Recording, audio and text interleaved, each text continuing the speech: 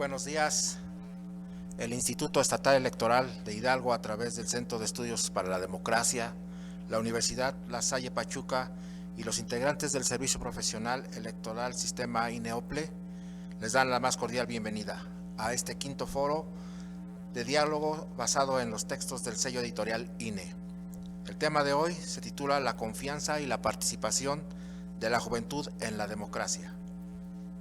La confianza en la democracia y la participación de la juventud son importantes para el fortalecimiento de un sistema democrático. El día de hoy nos acompaña, por parte del Instituto Estatal Electoral, el consejero electoral, doctor Alfredo Alcalá Montaño, quien nos brindará un breve mensaje. Adelante, consejero.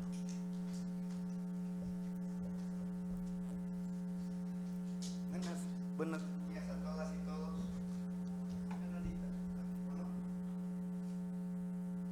Bueno, ¿ya se escuchaba? Bien.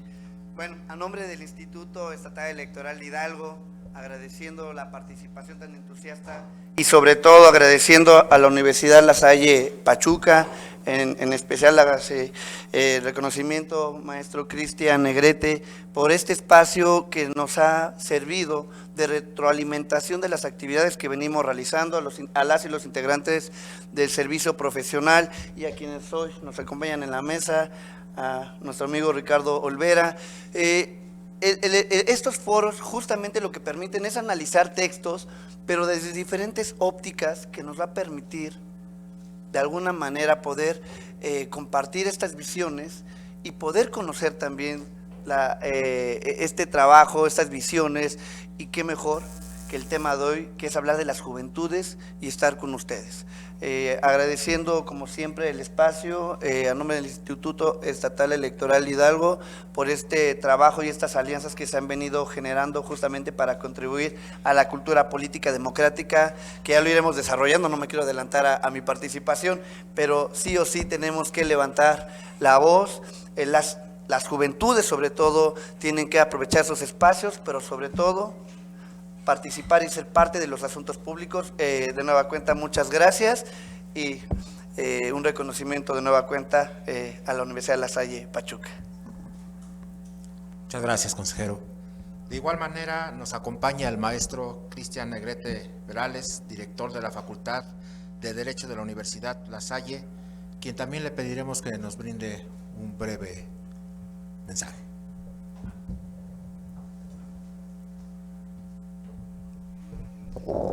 Hola, buenos días a todas y a todos. Bienvenidas, bienvenidos a la Universidad La Salle, a las personas que se encuentran presentes, alumnas y alumnos de la facultad, a las personas que nos siguen a través de medios digitales. A nombre de nuestra rectora, la doctora Lourdes Lavaniegos González, doy la más cordial bienvenida a la Universidad La Salle, a la maestra María Guadalupe Azuara Hernández, al licenciado Ricardo Olvera Molina, al doctor Alfredo Alcalá Montaño y a la licenciada Alma Díaz Rojo. Este tema de confianza y participación de la juventud en la democracia es un tema toral, no porque en la propia juventud exista una virtud como tal, sino por la necesidad de que estas voces renovadas, estas voces muchas veces disidentes, aporten a la discusión. Digamos que hace mucha falta tener una opinión pública informada, en términos de Giovanni Sartori, en el cual, en su libro ¿Qué es la democracia?, se cuestiona sobre la nula o muy baja opinión ciudadana y cómo ésta no se nutre de las voces jóvenes. En torno a esa crisis, esta mesa de diálogo aporta este tema, lo pone en el centro, y por eso me da mucho gusto que las alumnas y los alumnos de la Facultad de Derecho se encuentren aquí presentes. Sean bienvenidos. Muchas gracias. Muchas gracias, maestro. Para iniciar este foro, contamos con 4 panelistas, los cuales tendrán una primera intervención de 5 minutos para exponer sus participaciones. Una vez concluida esta primera vuelta, daremos paso a una segunda ronda, en donde los panelistas contarán con 5 minutos para contestar 2 preguntas que les realizará su servidor. Sin más, presentamos a nuestra primera panelista, maestra María Guadalupe Azuara Hernández. Ella es militante feminista, orgullosamente huasteca. Es egresada de la licenciatura en Ciencias Políticas y Administración Pública por la Universidad Autónoma del Estado de Hidalgo. maestra en Sociología por la Universidad Católica de Argentina. Ha sido ponente en diferentes congresos nacionales e internacionales de ciencia política, investigación en ciencias sociales y género, en países como Brasil, Uruguay, Argentina y México. Se ha desempeñado como consultora independiente, asesorando en temas de violencia política en razón de género, coordinación electoral y comunicación política. Ha colaborado en diferentes asociaciones civiles como instituciones gubernamentales en el proceso de diseño e implementación de programas que promueven la cultura cívica, la igualdad de género y participación indígena. En 2019 fue candidata al Premio Nacional de la Juventud en la categoría Aportación a la Cultura Cívica y Democracia. Recibió el Premio Municipal de la Juventud en la categoría Logro Académico, así como el Premio a la Innovación Social por su trabajo desde la sociedad civil por promover la participación política.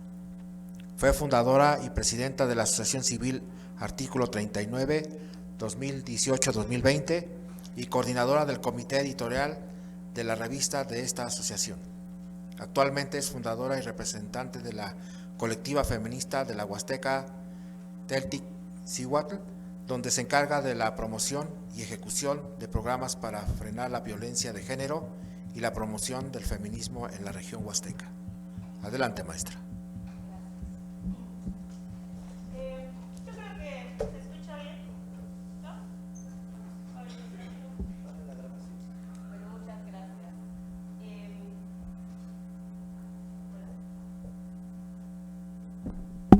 Listo, creo que ya está bien.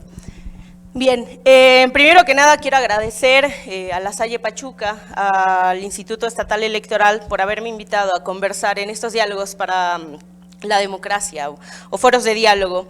Quiero decir que mi intervención la he dividido en dos partes. La primera que tiene que ver con un análisis de los datos de este material que nos brindaron, que es confianza y participación de los jóvenes, y después hacer un análisis un poco más teórico al respecto sobre la participación de lo político y de la política de las juventudes. En primer lugar, me parece que todo estudio es perfectible, es la segunda vez que me toca dialogarlo, por lo cual me emociona mucho, porque siempre que volvemos al texto encontramos cosas nuevas, ¿no? En ese sentido, este estudio es un estudio comparado de la participación 2012-2018 de las juventudes metropolitanas. Ojo, ¿no? Por eso decía que todo estudio es perfectible, porque me parece que en México existen muchos Méxicos con los cuales podemos hacer perfiles de los votantes, perfiles de la participación que están más allá del área metropolitana, ¿no?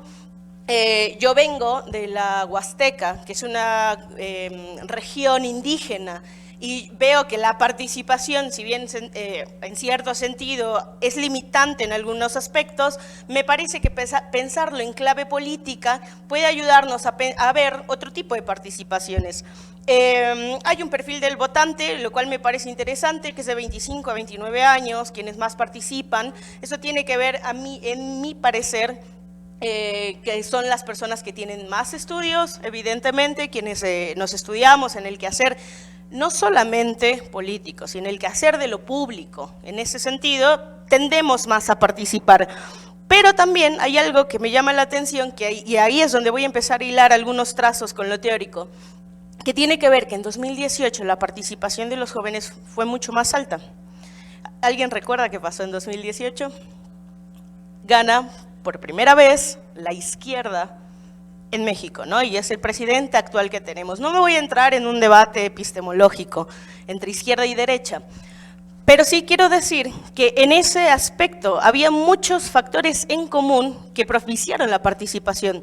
Uno de ellos era el hartazgo político que se venía gestando a través de un sistema de partido que parecía inacabado, ¿no? Con un partido hegemónico, como dice Sartori, ¿no? De un priismo de más de 90 años y después pasa con el PAN y parece que no hay una transición democrática.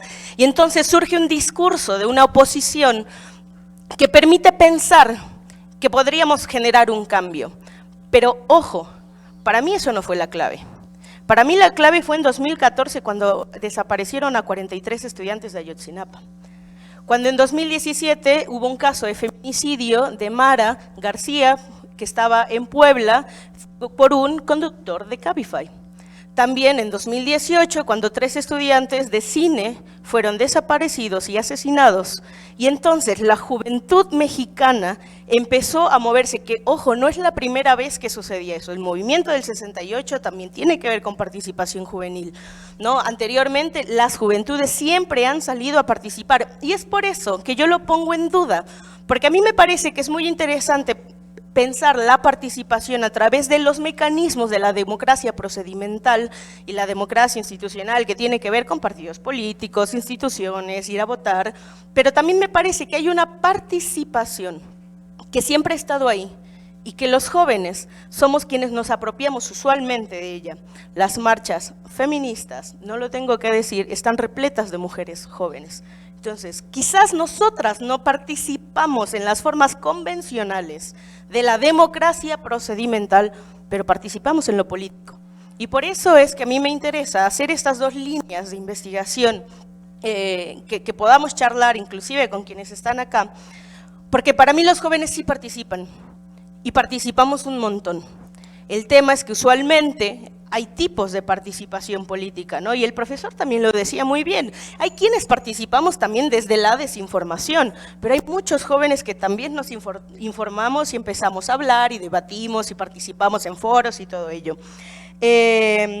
Después quiere decir que también va mucho en clave con el texto, que en 2018 participamos, pero porque había una esperanza de un cambio, que era que las condiciones mejoraran.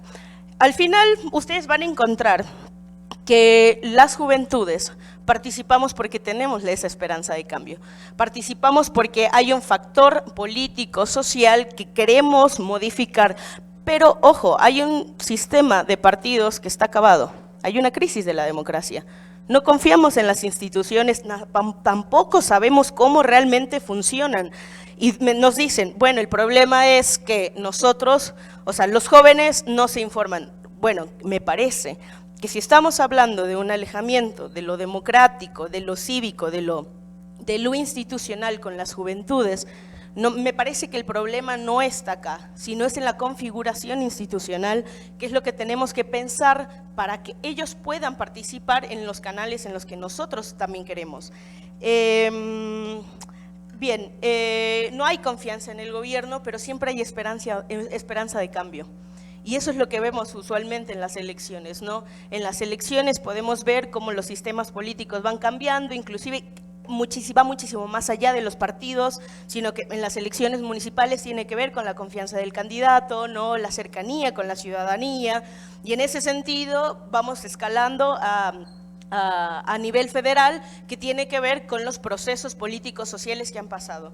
Yo quise decirle estos acontecimientos que para mí son clave, porque la juventud salió a marchar, porque inclusive escuelas particulares, digo, usualmente hablamos de marchas y de manifiestos con la UNAM, con la UAM y con las escuelas públicas, porque nosotros inauguramos lo público. Pero inclusive las escuelas particulares, hace una semana, la Ibero tuvo un paro porque habían recortado becas. Entonces, para mí, las juventudes participamos, pero bueno, hasta acá dejo mi participación. Gracias. Muchas gracias, maestra.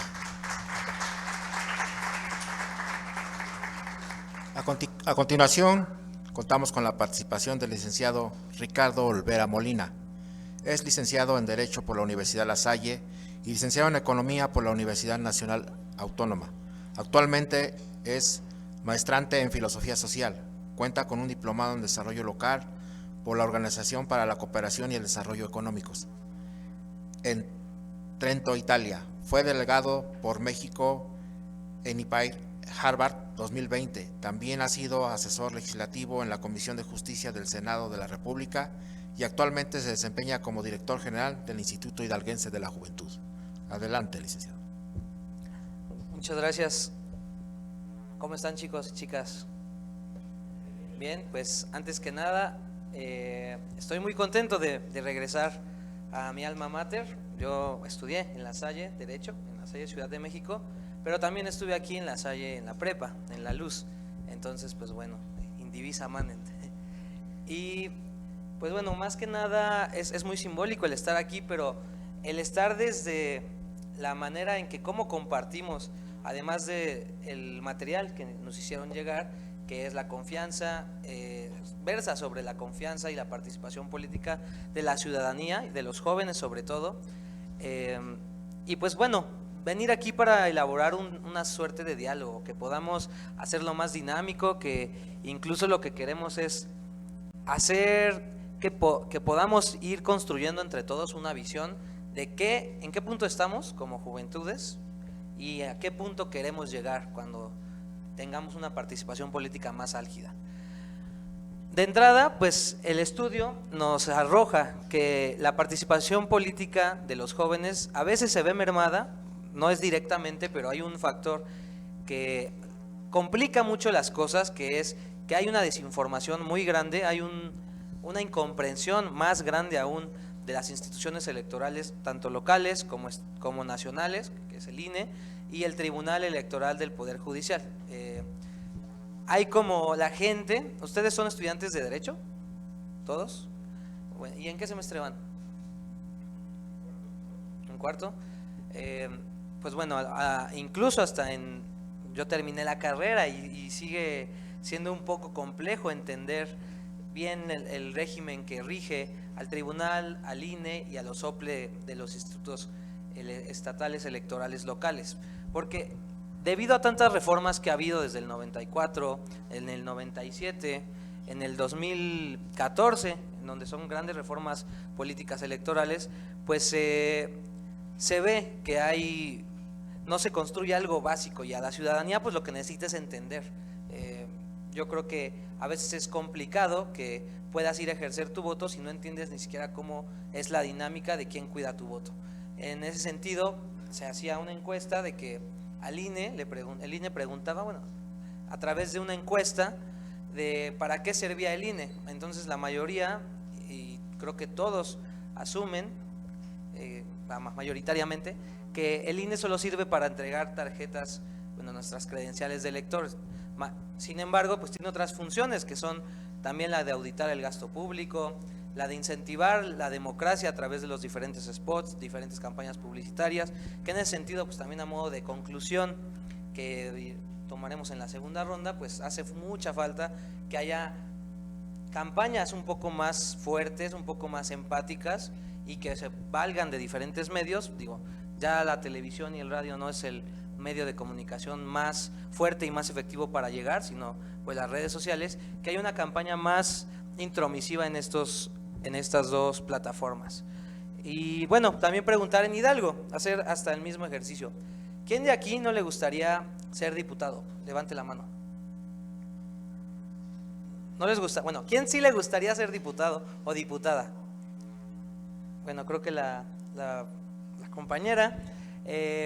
Pero yo me imagino, y bueno, hemos hecho esta pregunta en otros espacios, y la mayoría de los jóvenes quiere participar, pero ser diputado, ser un representante de representación electoral, no es la única manera de participar. Está esa vía, está la vía institucional a través de la participación, de ser un observador electoral, de ser un representante de casilla, que no necesariamente los involucra a estar directamente afiliados a un partido, o está la vía que es muy nueva y que esperemos que poco a poco se desarrolle más, que es la vía ciudadana, a través de las iniciativas ciudadanas, de las candidaturas independientes que están apenas naciendo, pero ya vemos cómo hay muchos logros, muchos avances, y que poco a poco pues van a ir siendo mejoradas desde la ley hasta en la práctica. Para eso pues también en Hidalgo tenemos que comprender que hay espacios para las y los jóvenes, por decir, para los que quieren ser diputados, hay una fórmula por acuerdo del Pleno en el que tienen que ser una persona menor de 29 años, bueno, de 29 años o menor.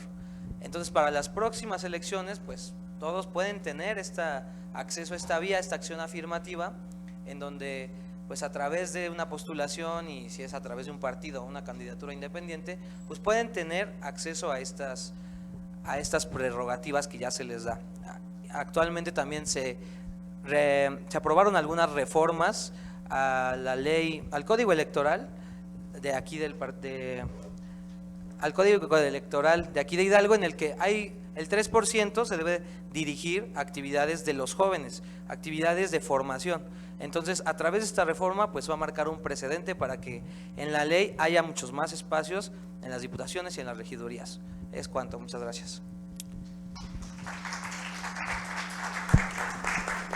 Muchas gracias, licenciado. A continuación contamos con la participación del doctor Alfredo Alcalá Montaño. Él es politólogo egresado de la Universidad Autónoma Metropolitana, con doctorado en Dirección y Gestión de Organizaciones y maestría en Gobierno y Gestión Local, cursando la carrera de Derecho con enfoque en Derecho Electoral.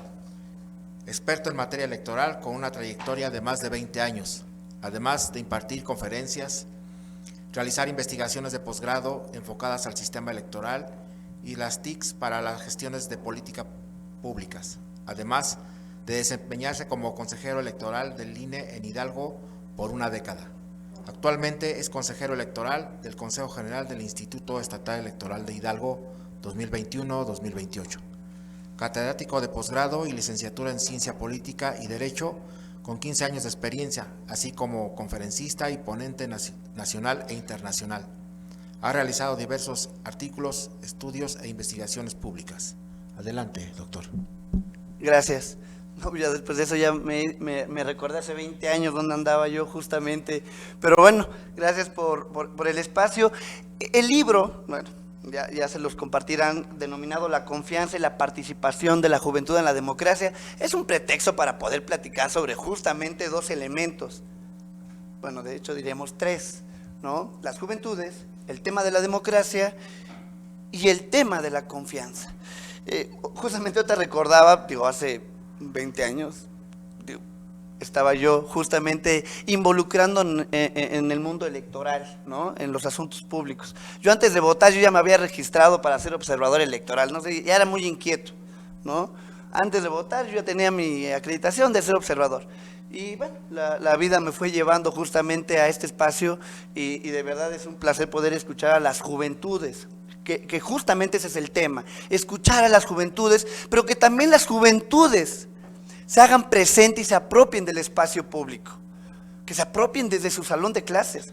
Parece que no, pero también siendo docente uno sabe cuando alguien no hizo la tarea, cuando no se leyó, y ese es un espacio que también hay que apropiarse, ¿no? Pero bueno, hablando justamente del tema de la confianza, ¿no? Primero tendremos que hablar el tema de la democracia. ¿Qué vamos a entender por democracia? Y todo el mundo, pues bueno, entendemos el concepto de la democracia. Y el asunto es, a veces, es como tenemos más nociones que formalmente tener a lo mejor hasta definiciones y conceptos. Qué bueno que sabemos que para quienes estudiamos ciencia política, estudiamos derecho, pero en general, para toda persona integrante de una sociedad, pues debemos de saber qué es la democracia, con qué se come, cómo funciona, para qué sirve, ¿no? Hoy justamente estamos aquí no para defender un status quo, sino para poder hablar de la importancia que tiene la democracia. Y me voy más allá del demos pueblo kratos poder, el poder del pueblo, que el propio Giovanni Sartori decía, bueno, pero ¿qué pueblo hablamos, no? El pueblo, la mayoría de la población, la mayoría relativa, la mayoría absoluta, lo rural en diferencia de lo urbano, la totalidad.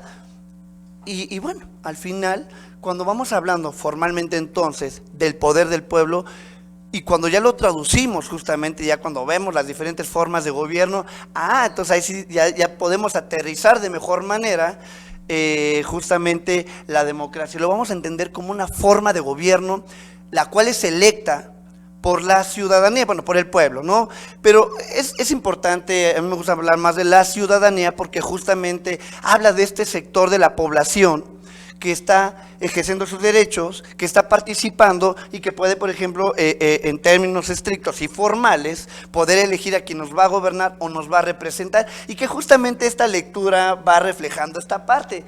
Dice, a ver, cuando le preguntas a la ciudadanía, justamente, ¿qué significa este concepto? Dice, pues derechos y obligaciones, pero no ponen en primer lugar la participación electoral, que más adelante ya compartiré el tema de estas formas de participación.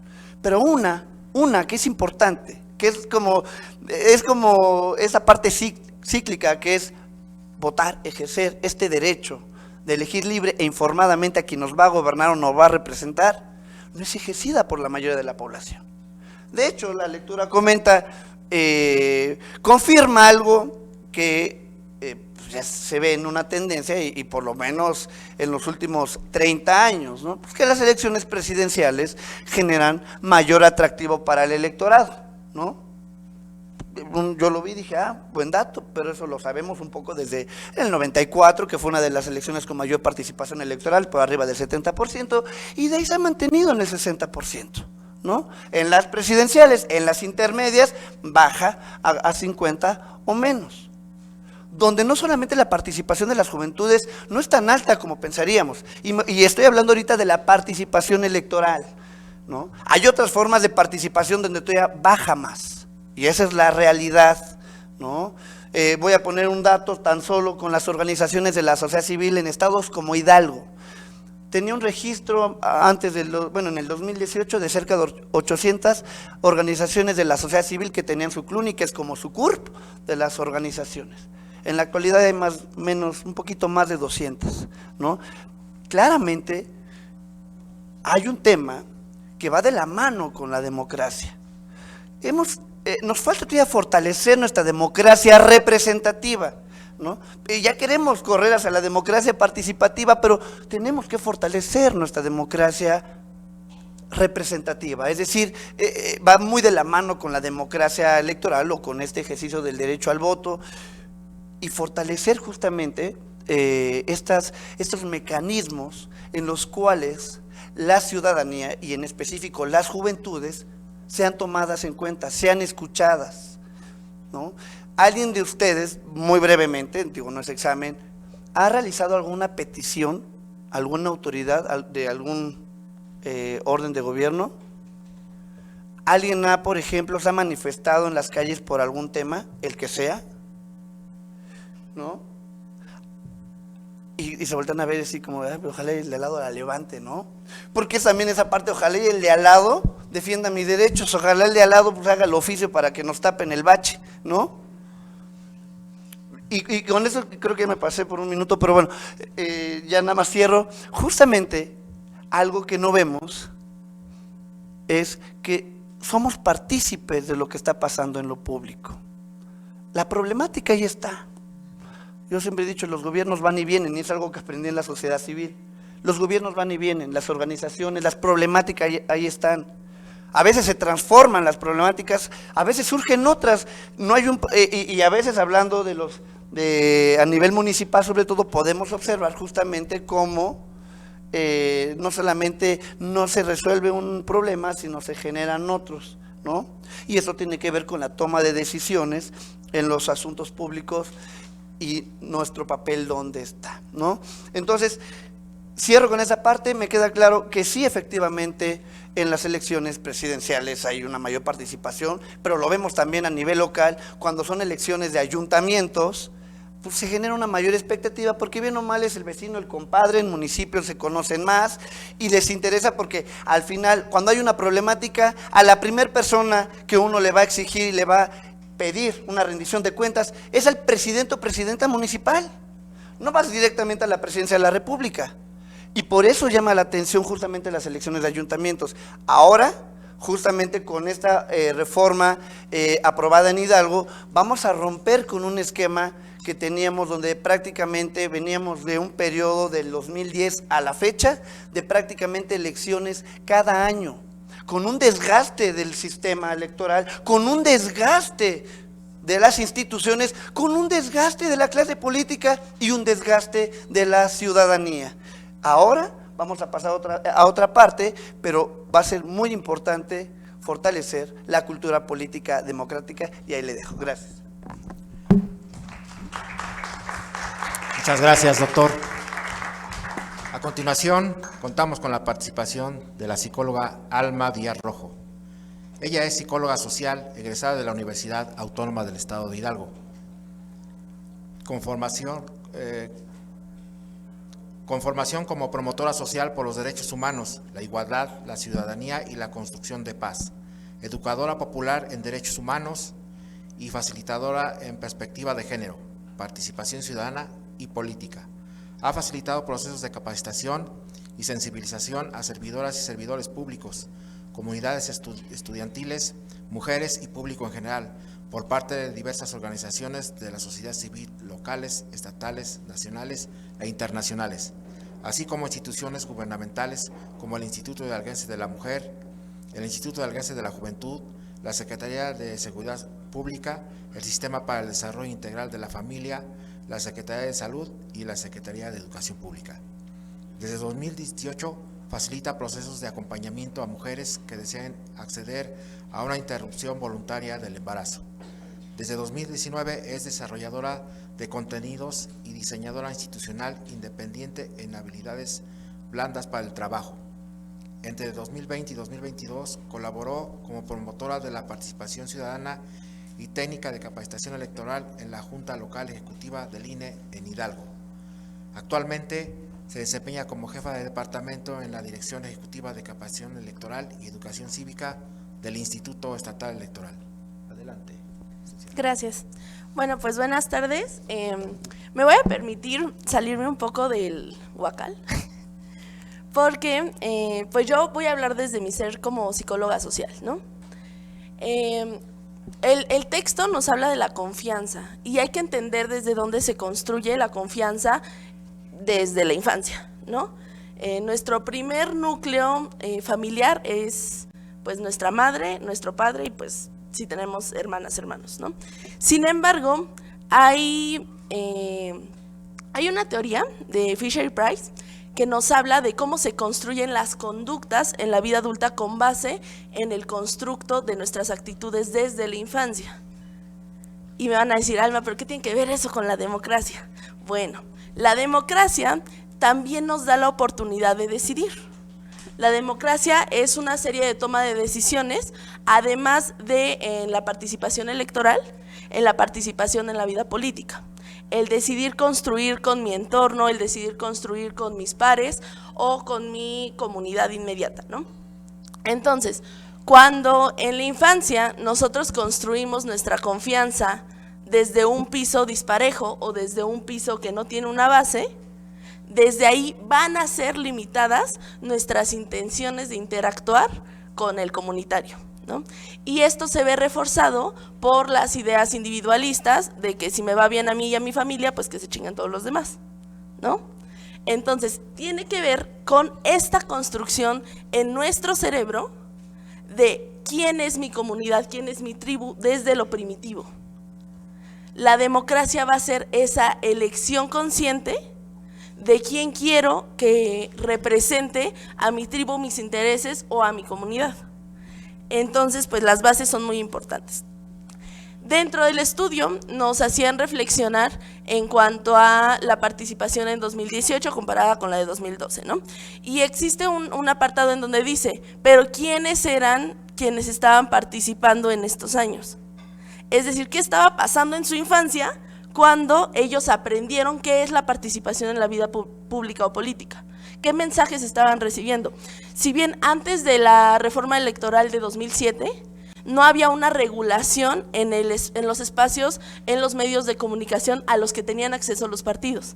Esto quiere decir que la mayoría de las personas que actualmente o en el estudio en 2018 éramos jóvenes, crecimos escuchando comerciales, ¿no? Comerciales de los partidos y crecimos aprendiéndonos todo eso y entonces generando nuestra identidad política con los partidos a partir del propagandismo. Y por eso en el proceso de 2012 o en el proceso de 2018, quienes más resonaban eran quienes más personalidad tenían, en el popular, no en quienes estamos dentro de un análisis político, ¿no? Entonces tenemos al Bronco, tenemos a Cuadri, ¿no? Tenemos figuras como que nos resuenan porque son chistosas, porque están generando otro tipo de mensajes. Y entonces eso nos entra en un proceso de identificación. Y las juventudes, en este momento, tenemos acceso a muchas herramientas, ¿no? Y voy a hacer referencia al uso de la herramienta del TikTok, ¿no?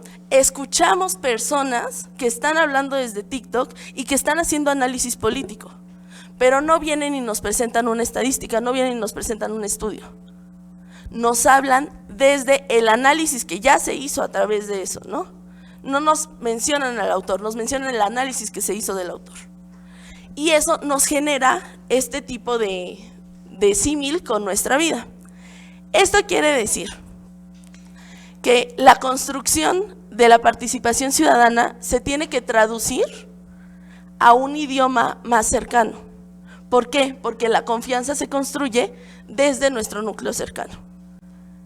Entonces, si yo como institución electoral promuevo un foro, un webinar, en el cual estoy replicando lo mismo que yo encontraría en una conferencia que va a ser una persona con un soliloquio, no voy a generar esta identificación, no voy a generar que la información llegue y penetre en las juventudes. Sin embargo, si yo muestro otro tipo de personalidad, otro tipo de personajes que nos den diferentes mensajes, va a ser más fácil, ¿no? Entonces yo no tanto estoy entre el saber de la desinformación, sino más bien de la información que no nos llega porque no nos la dicen en nuestro idioma, porque no nos la dicen con las palabras que nosotros podemos entender, las y los jóvenes. Y lo vemos en el tema de la observación electoral. A mí me tocó coordinar cursos de observación electoral, coordinar registros de observación electoral en el proceso desde el 2020 a 2022, ¿no? Tanto en consulta popular también en revocación de mandato. Y justamente en estos procesos de consulta popular y revocación de mandato fue en donde me di cuenta que quienes se registraban como observadoras y observadores electorales eran militantes partidistas. No eran ciudadanía en general, ¿no? Entonces, ¿a quién les estamos llegando? ¿Estamos entendiendo realmente lo que es la observación electoral? ¿Estamos entendiendo lo que implica desde la confianza construir observadores electorales? ¿Que ellos van a dar certeza sin ningún otro beneficio a las elecciones? Gracias. Muchas gracias, licenciada. A continuación, por parte de esta moderación, se realizarán 2 preguntas a los ponentes, mismas que son las siguientes. ¿Cuál sería, han hablado ustedes de algunas formas de participación en este panel,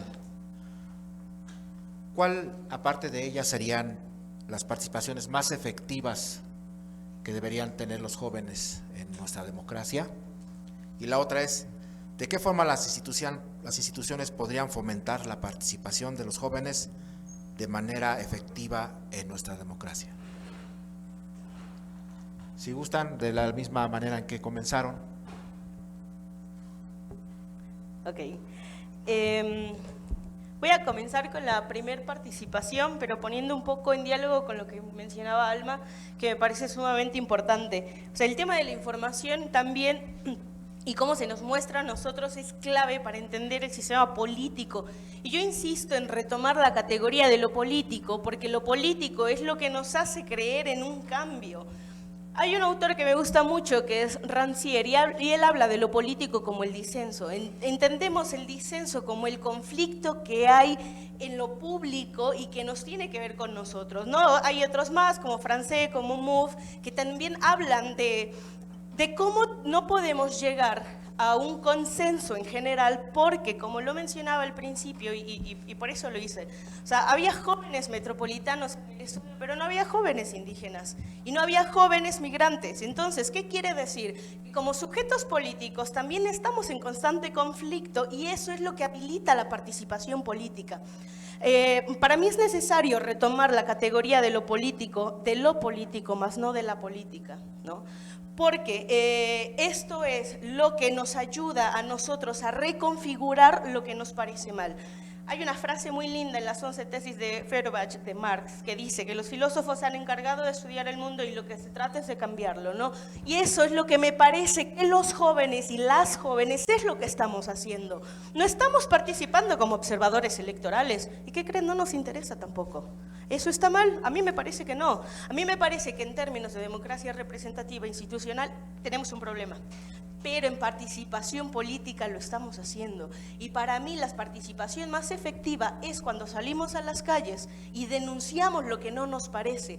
Las cuotas de género también vinieron de las manifestaciones feministas. Las mujeres que en el 53 logramos por primera vez el voto en México viene de las manifestaciones, viene de sociedad civil. Nosotros como jóvenes tenemos esa categoría y esa capacidad de cambio. Y Rancière también dice que siempre hay algo que hacer frente a todo lo que ya está hecho, porque el mundo es una constante, el mundo está en constante cambio, porque los procesos políticos, los procesos electorales también vienen a modificar, o sea, démonos cuenta, el discurso que hemos tenido cada uno de los ponentes en este momento no es casualidad. Yo vengo de sociedad civil, por eso yo hablo de las calles. Hay gente que le interesa ser diputado y entonces lo decimos. Hay gente que lo vemos más desde una psicología social y entonces queremos ver cómo nos vamos conformando como sujetos políticos a lo largo del tiempo y cómo también desde las instituciones podemos incidir. En ese sentido, a mí me parece que inclusive Rodríguez lo menciona en el estudio, que los imaginarios simbólicos y prácticos de los jóvenes interpelan al poder, y lo estamos haciendo. Para mí las juventudes están cambiando inclusive en cosas tan sencillas como los memes, porque los memes ayudan a la reconfiguración de la opinión pública. Dense cuenta cómo cuando sacan un meme de cierto candidato que está mal, entonces, chicos, vayan a denunciar, por favor, que bajen esa publicación, porque los memes y pequeños apuntes que reconfiguran lo público, lo hacemos nosotros los jóvenes, porque sí nos interesa, y no todos queremos ser diputados, no todos queremos ser gobernadores, no todos queremos incidir en las instituciones, pero cuando algo no nos gusta nos manifestamos. Y eso pasó cuando asesinaron a Lorena en el 2017. Eso pasó y eso pasa cada 8 de marzo, cuando las mujeres salimos a las calles a decir ni una menos. Eso pasa cuando hay algo que tiene que ver con lo cercano, con lo nuestro. ¿Por qué? Porque ya hablamos que hay una crisis de la democracia, hay una crisis institucional, hay una crisis política y tenemos que nombrarla tal cual, porque si no la nombramos no podemos cambiarla. Para mí la crítica hacia la democracia, si mantenemos un discurso de que todo está bien y la fiesta de la democracia y todo va muy chido, eso no va a cambiar. Pero si decimos, ¿sabes qué? Esto no me está gustando, y lo dijo también muy bien Alma, no está llegando la información como a nosotros nos gustaría que nos llegara. Han visto que ustedes abogados, que la propia Suprema Corte ha reconfigurado cómo salen las sentencias para los niños. Eso tiene que ver con acceso a la información, ¿no? Y eso tiene que ver con la transparencia de las instituciones para con nosotros. ¿Nosotros tenemos que ir allá o ellos tienen que venir a nosotros? ¿Quiénes son las instituciones encargadas del cambio político? Yo creo que ninguna. Somos todos y todas. Y nosotros somos quienes lo estamos haciendo. Y no sé cuánto tiempo tengo, pero siempre me paso, perdón. Para mí la acción política es discusión.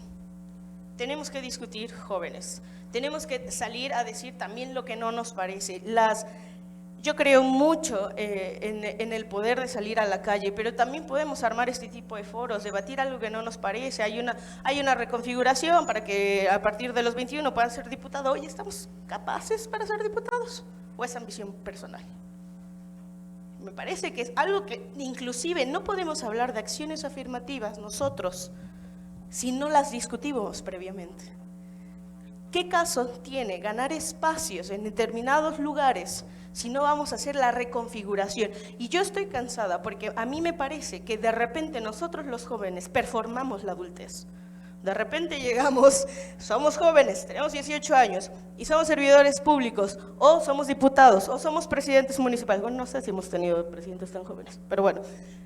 Y performamos la adultez. ¿Y qué tiene que ver la performatividad de la adultez? Que nos olvidamos de la capacidad crítica que tenemos nosotros.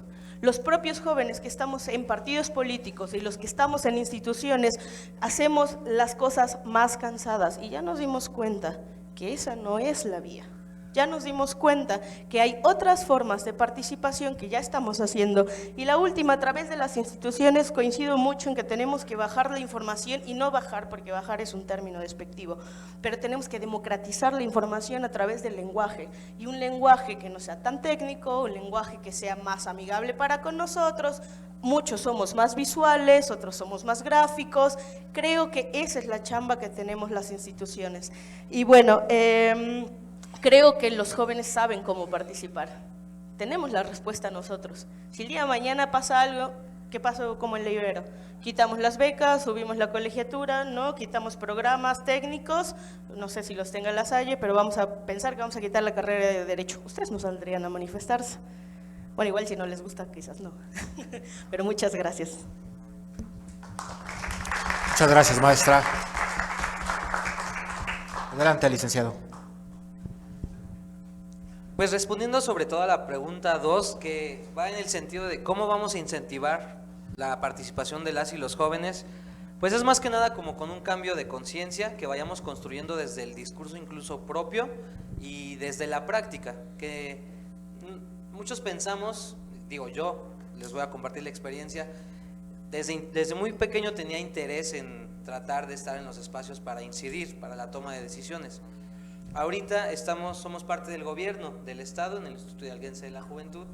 Es un área pues, relativa y exclusivamente a la juventud, algunos programas, a dar capacitaciones, talleres, conferencias de prevención de embarazos, prevención de adicciones, plan de vida, un gran entramado de problemáticas que hay para los jóvenes. Pero la realidad es que ni siquiera estando en el gobierno, y es un común denominador que he tenido con secretarios, con diferentes presidentes municipales, que pensamos que ellos son los que tienen la facultad de resolvernos el problema. Ejemplo, las adicciones, la pobreza, y no hay dinero que alcance. En realidad el presupuesto es demasiado limitado.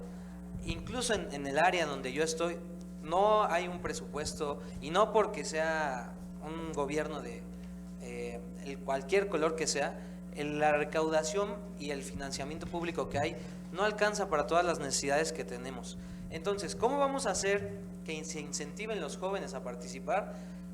Tomando este papel de actores de transformación, y no transformación en el sentido de un partido político, sino de transformar nuestro entorno, en saber que en conjunto sociedad civil, conjunto gobierno y conjunto organizaciones, colectivos, podemos hacer muchas cosas. Es lo que estamos tratando de apalancarnos, y bueno, por decir apalancar no digo como con un fin exclusivo, sino lo que estamos tratando de hacer para resolver diversas problemáticas. Y es lo que ha hecho que algunos gobiernos tengan mucho éxito. No es porque digan, cambia el gobierno, utiliza mejor los recursos. Yo creo, bueno, que muchos tenemos la intención de hacerlo mejor con lo que tenemos disponible, pero eso no es suficiente. Tenemos que involucrarnos y saber que todos podemos poner un granito, incluso como ciudadanos, como jóvenes, cuando podemos ver qué podemos brindar al otro como sociedad. Incluso no nos vayamos tan lejos a problemas tan grandes, sino problemas aquí en la universidad, que es a través de, como lo mencionó Guadalupe, de la manifestación de, bueno, ejemplo, yo en La Salle había casilleros gratis, y como bien lo dice, yo también comparto esta dicotomía, porque estudié en diferentes universidades, pero a veces se nos es más fácil desde una óptica de, por así decirlo, de un privilegio, el no hacer nada y pensar que todo está bien porque lo que yo veo está bien, no sufro de ningún problema. Bueno, todos sufrimos problemas a lo mejor en casa, lo que sea, pero hay otras personas que de verdad la pasan mal y a veces somos insensibles ante esto. Pero por decir, es cuando ya nos unimos todos para una causa común.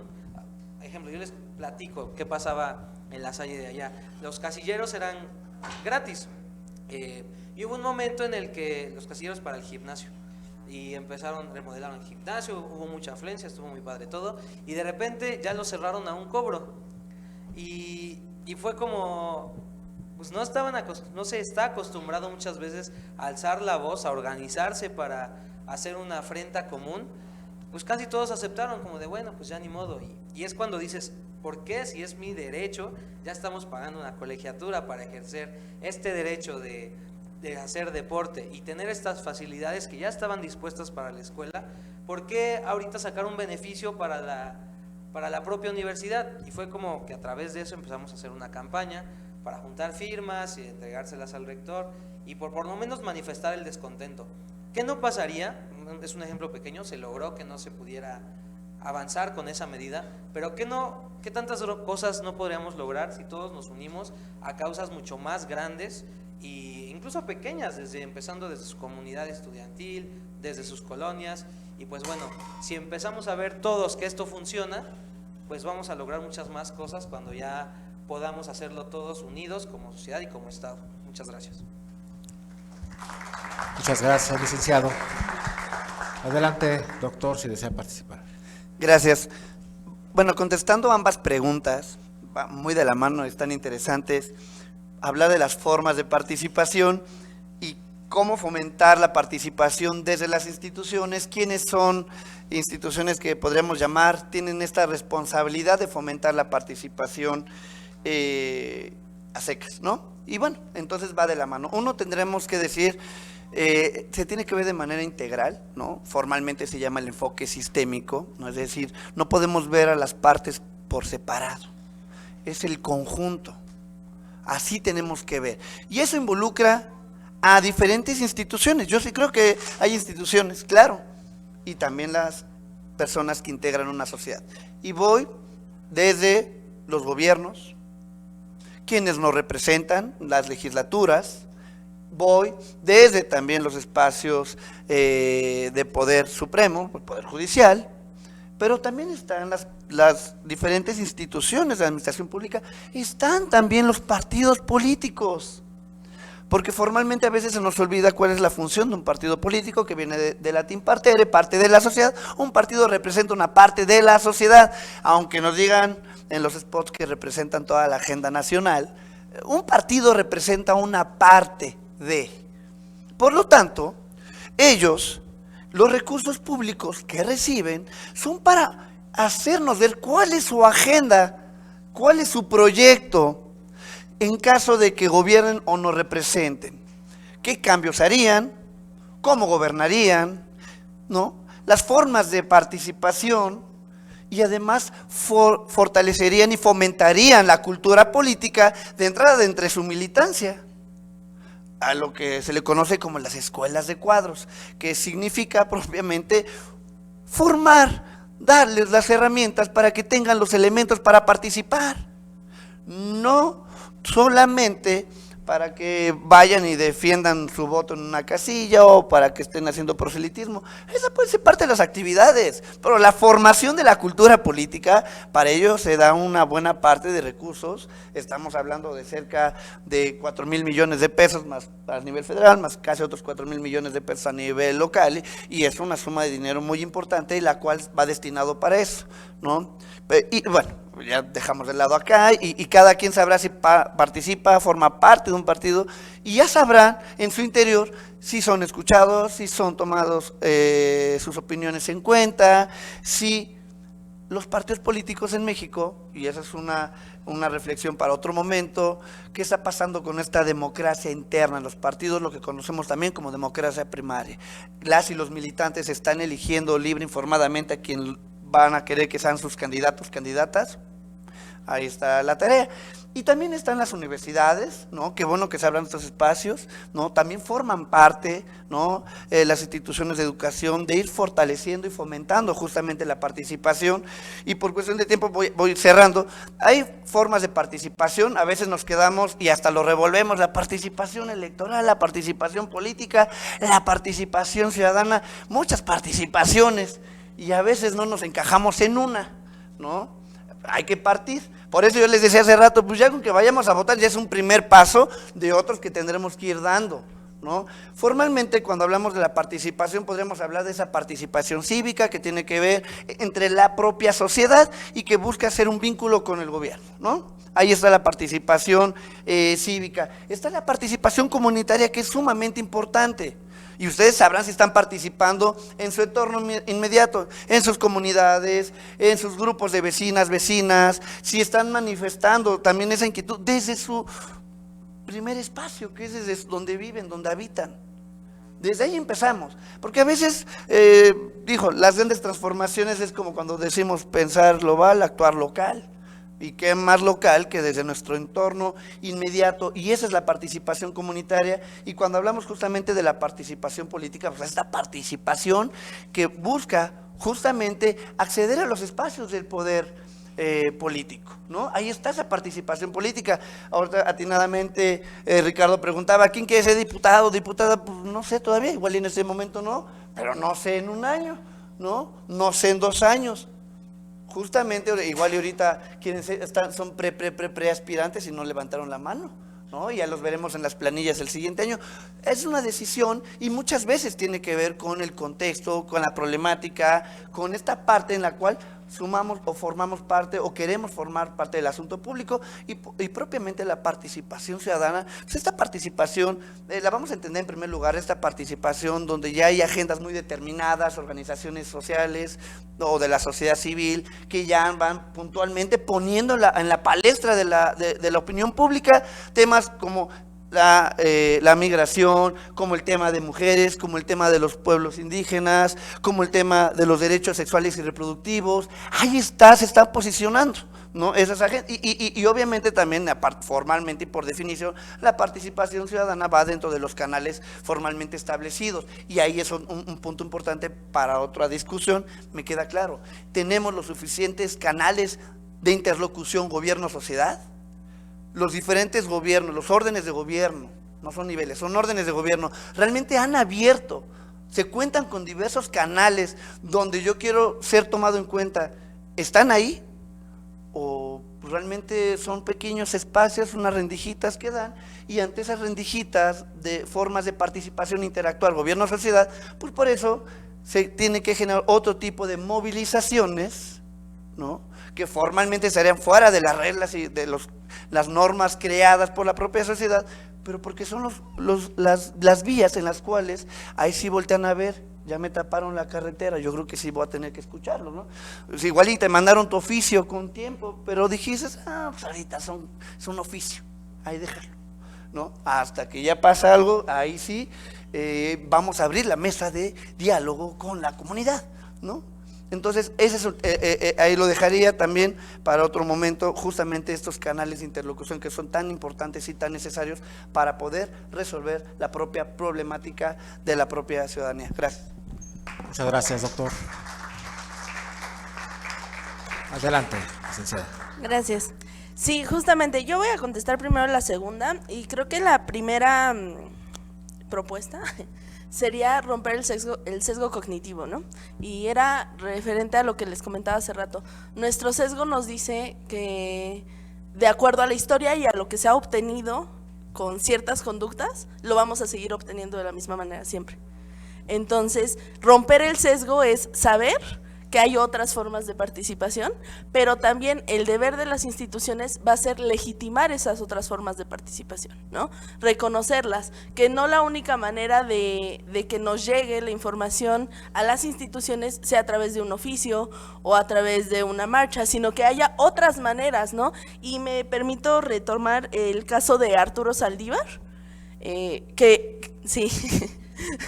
Que recibe muchas opiniones. Yo recuerdo mucho el tema cuando estuvo el tema del aborto legal en su cancha, ¿no? Que él escuchaba, recibía, ¿no? Y retomaba, ¿no? En sus intervenciones él retomaba lo que le habían llegado por redes, lo que las personas le habían compartido por otros medios, que no era a través de un oficio, que no era a través de una marcha, ¿no? Que sí venía acompañado, pero que también llegaba por otros canales. También dejar de infantilizar a las juventudes, ¿no? Creer que solamente los canales que nosotros brindamos son los válidos para que las juventudes participen, es parte de este poder del Estado como si fuera nuestro papá, ¿no? Como que él nos da permiso de que hablemos, de que opinemos, de que participemos, pero si no nos da permiso en los horarios o en los tiempos o en las formas que él quiere, entonces no son válidos. Y respetar la autonomía de las juventudes, la autonomía para su toma de decisiones. De repente, mucho se habla sobre la poca participación, como si fuera una red flag, ¿no? Como, ay, no participan, red flag. No, también el no participar habla, ¿no? También decidir no ser observadores o decidir no formar parte de un partido político también nos está comunicando mucho, ¿no? Entonces, pues, en ese se resume mi participación. Gracias. Muchas gracias, psicóloga. Una vez concluidas las participaciones de nuestros panelistas, damos paso a una ronda de preguntas y respuestas. Para ello solicito a las y los asistentes que deseen participar levanten su mano y una vez que se les otorgue el uso de la voz, agradeceremos nos indiquen su nombre completo. Quien desee participar, levante su mano, por favor.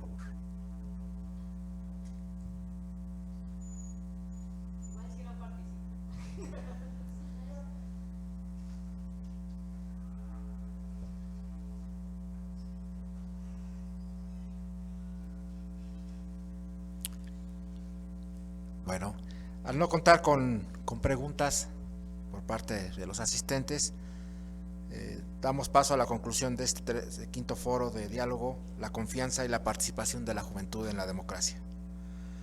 Para agradecer la participación de las y los panelistas, el Instituto Estatal Electoral de Hidalgo otorgará un reconocimiento de participación, el cual será entregado por el licenciado Cristian Negrete Perales, que a la letra dice: el Instituto Estatal Electoral de Hidalgo y la Universidad La Salle, Pachuca, otorgan el siguiente reconocimiento por su destacada participación en el ciclo de foros de diálogo basados en los textos del sello editorial INE, como ponentes en el foro 5, la confianza y la participación de la juventud en la democracia, en la ciudad de Pachuca de Soto, Hidalgo, a 9 días del mes de mayo de 2023. Firman la maestra María Magdalena González Escalona, consejera presidenta del Instituto Estatal Electoral, y doctora María de Lourdes Lavaniegos González, rectora de la Universidad La Salle, Pachuca.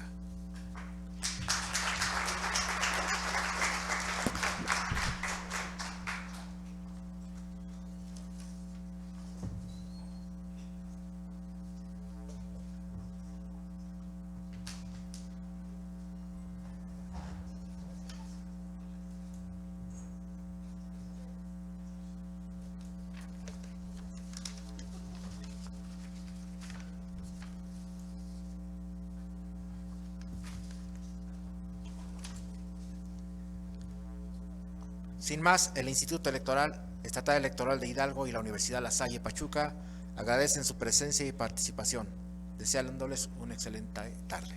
Muchas gracias.